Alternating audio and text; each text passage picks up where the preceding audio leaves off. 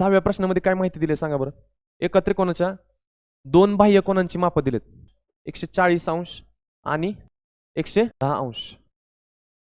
आणि काय विचारलंय, तर तो त्रिकोण कोणत्या प्रकारचा आहे. प्रकार कोणते कोणते दिलेत. आता एक लक्षात घ्या, इथे मी त्रिकोण काढतो,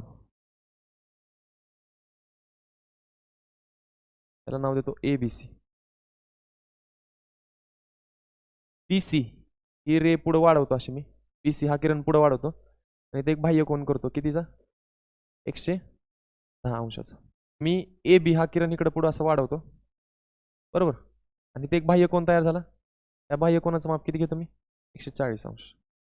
आता मला सांगा, त्रिकोणाचा हा बाह्य कोन ज्याचं माप 110 आहे आणि इथला आंतरकोन, हे दोघं कसले आहेत, रेषीय जोडीतील कोन आहेत. आणि रेषीय जोडीतील कोनांच्या मापांची बेरीज किती असते, 180 अंश असते. मग हा 110चा आहे म्हणजे हा कोन किती जाईल, 70 अंशाचा येईल, बरोबर.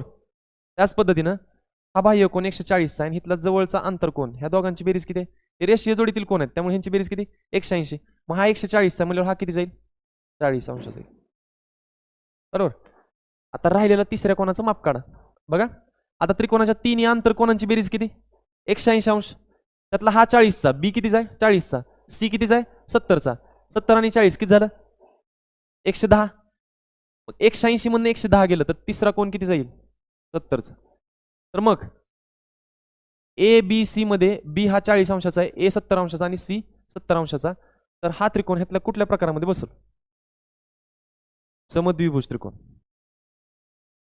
बरोबर आहे तुमचं उत्तर. कसं काय समद्विभुज, कारण जर त्रिकोणाचे दोन कोन एकरूप असतील तर एकरूप कोणांसमोरच्या बाजू पण काय असतात, एकरूप असतात. मग इथं दोन कोन एकरूप आहेत ना, ए आणि सी 70-70 अंशाचा आहे, तर ए च्या समोरची बाजू BC आणि सी ह्या कोणाच्या समोरची बाजू AB, ह्या दोन बाजू काय झाल्या, एकरूप झाल्या, बरोबर.